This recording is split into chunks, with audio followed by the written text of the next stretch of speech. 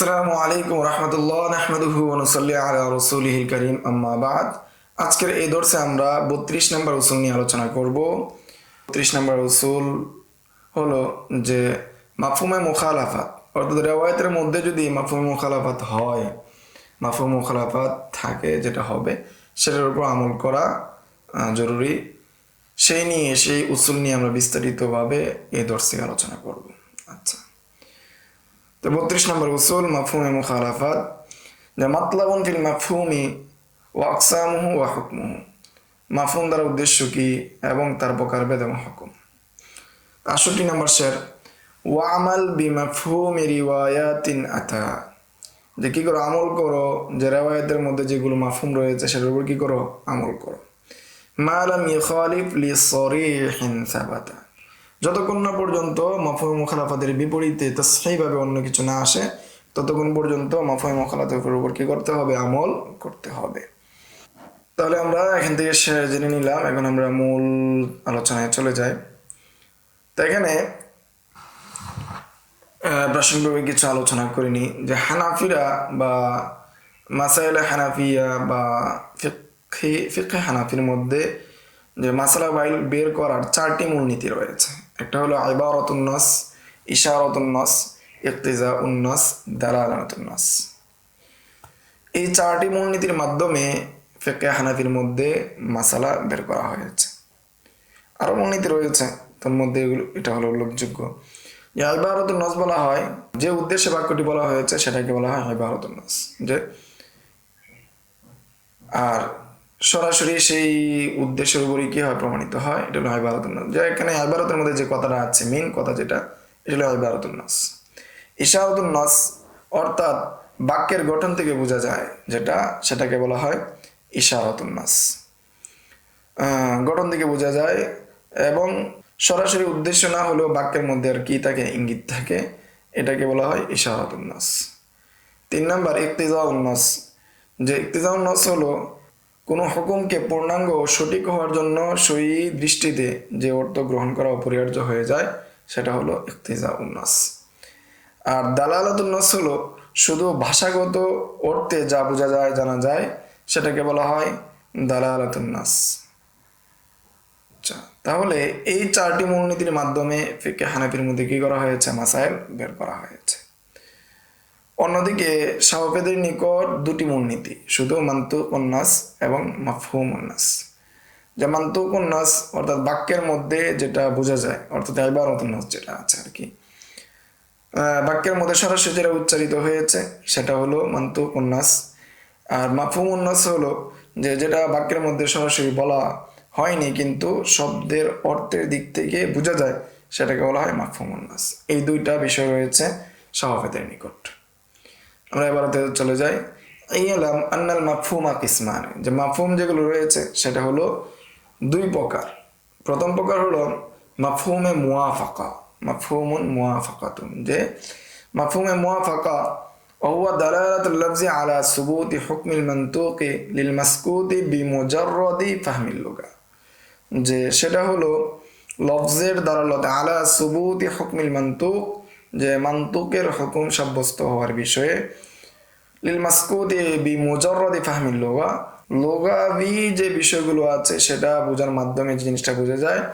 I বিলা তাওয়াক্কুফিন আলা রাইন ওয়া ইজতিহাদিন, যে কোনো ধরনের এখানে চিন্তা ফিকির করা লাগে না, বরং শব্দের মধ্যে থাকিয়ে যে জিনিসটা বোঝা যায় সেটাকে বলা হয় মাফহুমে মুওয়াফাকা।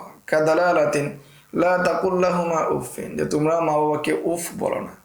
যে উফ বলো না মানে তোমরা তোমার মা বাবাকে কষ্ট দিও না। এর মানে আলা তাহরিমি দর, বোঝা যায় যে কষ্ট না দেওয়ার মানে কি, উফ না বলার মানে কি, যে তাদেরকে প্রহার করা যাবে না, কোনোভাবে তাদের উপর আঘাত করা যাবে না, এটা মাফহুমে মুওয়াফাকা। 2 নম্বর হলো মাফহুমে মুখালাফা। মাফহুমে মুখালাফা হলো যে হুয়া দালালাতুল লাফজি আলা সুবুতি নাকিদি হুকমিল মানতুক লিল মাসকুত, যে বিষয়ে সে বলেনি কোনো কিছু কিন্তু এর বিপরীত, নাকিদি হুকমিল মানতুক, যেই বিষয় সশব্দ বলেছে এর বিপরীত যেটা রয়েছে, বিপরীত দিকে যেটা দালালত করে, সেটা বিপরীত যেটা বোঝায় সেটা হলো মাফহুমে মুখালাফা। উদাহরণের মাধ্যমে আমরা সুস্পষ্ট হয়ে যাবো সামনে আলোচনার মধ্যে ইনশাআল্লাহ। ওয়াকসামুহু, এর প্রকার হলো মাফহুমে মুখালাফার প্রকারভেদ। মাফহুম মুখালাফার প্রকারভেদ হলো মাফহুম সিফা। তোর মধ্যে প্রথম প্রকার হলো মাফহুমে সিফা। যেমন কাফিস সাইমাতি যাকাতুন, যে ফিকহের কিতাবে আসছে বা হাদিসের মধ্যেও আসছে যে সাইমের মধ্যে যাকাত। তো সাইমের মধ্যে যাকাত মানে সাইমা বলা হয় যেটা মাঠে চরে ফিরে খায়, যেই প্রাণী, যে চতুষ্পদ প্রাণী, গরু, ছাগল, ভেড়া, উট, এই যে প্রাণীগুলো কি মাঠে চরে ফিরে খায় সেটাকে বলা হয় সাইমা। আর অপর দিকে যেটাকে মালিক নিজে, খামারি যারা রয়েছে বা বিভিন্ন বাড়িতে যেগুলো লালন পালন করা হয়, সেটা নিজে কি করে কেটে, ঘাস কেটে অথবা খড়কুটা নিজে এনে কি করে বছরের অধিকাংশ সময় নিজেই খাওয়ায়, সেটাকে বলা হয় আলুফা। তাহলে এখানে যেহেতু বলা হয়েছে কাফিস সাইমা জাকা, যে সাইমার মধ্যে জাকা, এর মানে আলুফার মধ্যে জাকাত নাই, যে এটা হলো মাফহুমে সিফা। 2 নম্বর হলো মাফহুমুশ শর্ত, নাহু ইন কুন্না উলাতি হামলিন ফাআনফিকু আলাইহিন্না হাত্তা ইয়াদানা হামলাহুন্না, যে তোমরা কি করো, যে মুতাল্লাকা তালাকপ্রাপ্ত গর্ভবতীদের উপর কি করো, তোমরা খরচ করো। এটা হলো মাফহুমে শর্ত। এর বিপরীত হলো যদি কি হয়, এখানে দেখা যাচ্ছে যে সে গর্ভবতী না হয়, অর্থাৎ উলাতি হামলিন, যদি সে গর্ভবতী না হয় তাহলে শর্ত যদি না পাওয়া যায়, গর্ভের শর্ত যদি না পাওয়া যায়, তাহলে মুতাল্লাকের উপর খরচ করা যাবে না, এটা বোঝা যাচ্ছে। 3 নম্বর হলো মাফহুমুল গায়া।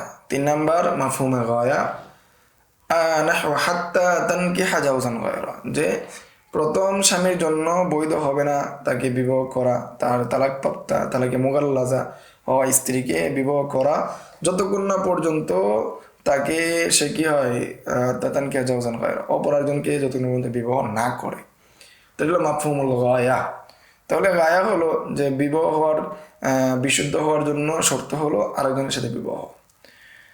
এরপর হলো মাফহুমুল আদাদ, আদদের মাফহুম, নাহু সামানিনা জালদা, যে হদের ক্ষেত্রে বলা হয়েছে মিথ্যা সাক্ষ্য দেওয়া যদি প্রমাণিত হয়ে যায়, অপবাদ দেওয়া যদি প্রমাণিত হয়ে যায়, তাহলে কি করতে হবে, সামানিনা জালদা, 80টা বেত্রাঘাত করা।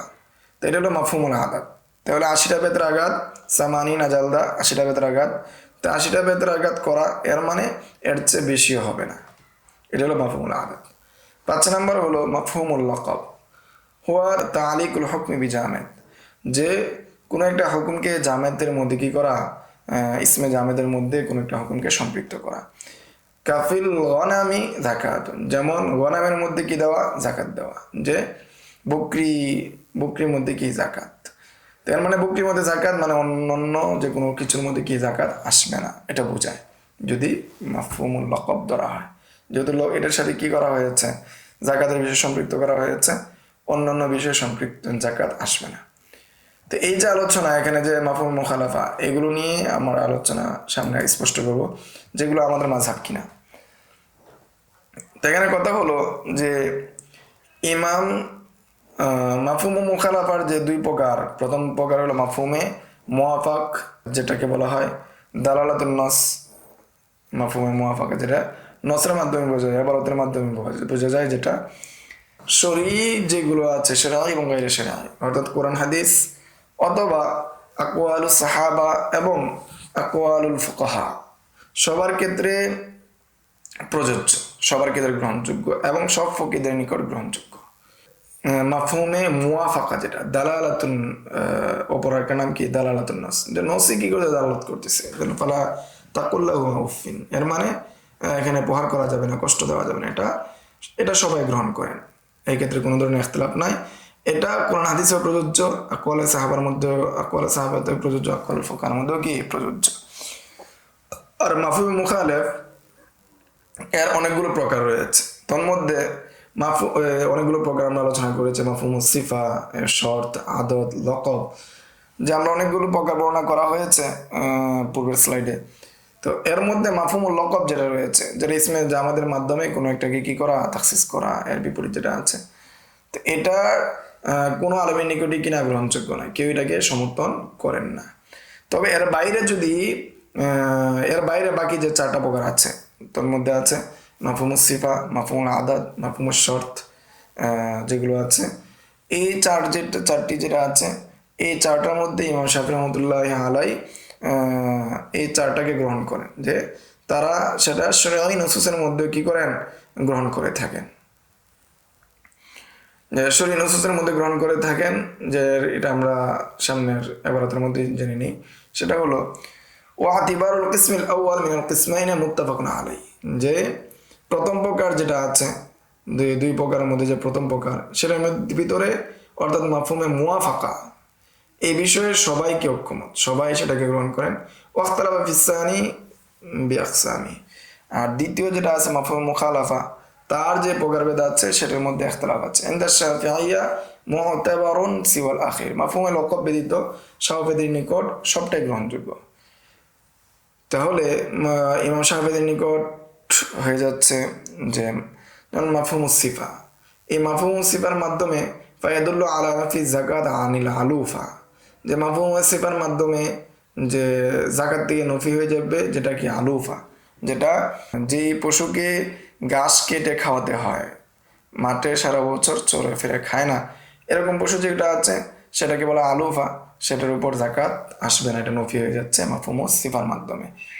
وعلى أنه لا نفقة لمبانة غير حامل, অনুরূপভাবে মাফহুমের মাধ্যমে অর্থাৎ মাফহুমের শর্তের মাধ্যমে যে যদি গর্ভবতী হয় তাহলে তার মধ্যে কি হবে এই খরচ করা হবে, তার ইদ্যতের খরপোশ দেওয়া হবে। যদি গর্ভবতী না হয় তাহলে এই শর্ত যদি না পাওয়া যায় তাহলে তার মধ্যে কি দেওয়া হবে না, তার খরপোশ আদায় করা হবে না। এবং মাফহুমুল গায়ার মধ্যে যেটা আছে ও আলাল হিল্লি ইদা নাকাহাত গায়রাহু, যে প্রথম স্বামীর জন্য বৈধ হওয়ার জন্য শর্ত হলো অপর স্বামীর সাথে কি হওয়া, বিবাহ হওয়া। তো এই বিবাহ হওয়াটাকে গায়া বলা হয়েছে, এই হিসাবে সে কি অন্য জায়গায় যদি বিবাহ হয়ে যায় তাহলে কি হয়ে যাবে, প্রথম স্বামীর জন্য বিবাহ শুদ্ধ হয়ে যাবে, প্রথম স্বামীর বিবাহ করা সহি হয়ে যাবে।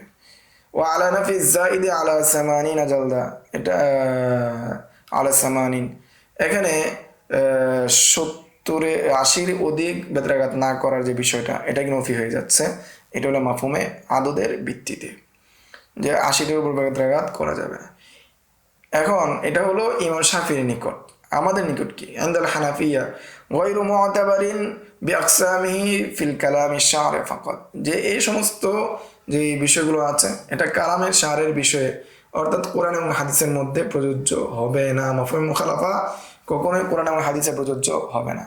ওয়া তামামু তাহকিকি ফি কুতুবিল উসুল, যেমনটা কুতুবুল উসুলের মধ্যে তাহকিক করে পাওয়া যায়, এটাই মূল কথা। বাকি অনেক আলোচনা হবে, দীর্ঘ আলোচনা হবে, এদিক ওদিক বিভিন্ন দিকে আকওয়াল আসবে, পর্যালোচনা হবে ইনশাল্লাহ। এরপরে তবে এখানে একটা লক্ষণীয় বিষয় হলো যে এখানে যে মাফহুমে মুখালাফার কথা বলা হয়েছে তার মধ্যে আছে যে মাফহুমে গায়া, যে এখানে মাফহুমে গায়া কেন এখানে নসের মধ্যে প্রযোজ্য হচ্ছে না, নসের মধ্যে প্রযোজ্য না হওয়ার কারণ হলো যে মাফহুমে গায়া হাত্তা তানকিহা জাওজান গায়রা, এই শব্দের মাধ্যমে কি করা হয়েছে, এখানে মাফহুমে গায়া উল্লেখ করা হয়েছে, মাফহুমে মুখালাফা গায়া অর্থাৎ মুখালেফ কিন্তু এখানে গায়া, কিন্তু এখানে সরি নস আছে রাসূল সাল্লাল্লাহু আলাইহি ওয়াসাল্লাম থেকে স্পষ্ট হাদিস চলে আসছে, সেটা হলো যে আরেকজনের সাথে বিবাহ হলেই কি হয়ে যাচ্ছে, এখানে মাফহুমে গায়ের ভিত্তিতে প্রথম স্বামীর জন্য বিবাহ শুদ্ধ হয়ে যাচ্ছে।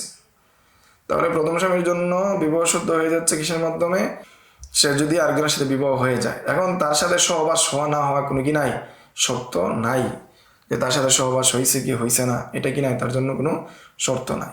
তো শর্ত না থাকা সত্ত্বেও কি হয়ে যাচ্ছে, এখানে মাফহুমে গায়া কি হয়ে যাচ্ছে। তো যেহেতু শর্ত না থাকা সত্ত্বেও কি তার অর্থাৎ এই সহবাস না হওয়া সত্ত্বেও এখানে কি হয়ে যাচ্ছে, প্রথম স্বামীর জন্য বৈধ হয়ে যাচ্ছে। অথচ এখানে এর বিপরীতে হাদিস এসেছে, স্পষ্ট হাদিস, যে আউসাইল হাদিসে ওয়াসাইলের হাদিস, যে রাসূল সাল্লাল্লাহু আলাইহি ওয়াসাল্লাম বলেছিলেন লা হাত্তা তাযুকি ওয়াসাইলাতাহু ওয়া ইয়াযুকু ওয়াসাইলাতাকি, যে তুমি যতক্ষণ পর্যন্ত তার স্বাদ আস্বাদন না করবে সে তোমার আস্বাদন না করবে, সহিহ মুসলিমের 1443 নম্বর হাদিসে এসেছে, ততক্ষণ পর্যন্ত কি হবে না, বৈধ হবে না, অর্থাৎ সহবাস হতেই হবে, সহবাস না হলে প্রথম স্বামীর জন্য কি হবে না, বৈধ হবে না। আর এই সমস্ত বিষয় অর্থাৎ মাফহুমে মুখালাফার যে বিষয় সবগুলো কি দালালত জন্নি, জন্নি দালালত, যেহেতু এর বিপরীতে যদি স্পষ্ট কোনো নস চলে আসে তাহলে এটা মানে স্বাভাবিকভাবে কি হবে, এটার পরিত্যাগ করতে হবে, এটা গ্রহণ করা হবে না। অতএব মুখালিফের যে দালালাতগুলো আছে সেটার উপর আমল করা যাবে না, সেটা ত্যাগ করতে হবে এবং হাদিসের উপর আমল করতে হবে। এবং ইমাম শাফিদের মত অধিকাংশ, ইমাম শাফি রহমতুল্লাহ আলাইহি সহ অধিকাংশ উলামায়ে কেরামের মত, ফুকাহায়ে কেরামের মত এটাই। এর বিপরীতে হানাফি মাযহাবের মধ্যে মাফহুম মুখালাফের কোনো প্রকারই শরীয়তের নাসে কি হবে না, গ্রহণযোগ্য হবে না। এটা হলো শাফিদের, আগে আলোচনা ছিল শাফিদের। আর আমাদের তো বিলকুল কি করা যাবে না, শরীয়ত নসের মধ্যে গ্রহণ করা যাবে না। তবে শরীয়ত নস ছাড়া সাধারণ মানুষের কথাবার্তার ক্ষেত্রে কি হবে, গ্রহণ করা যাবে।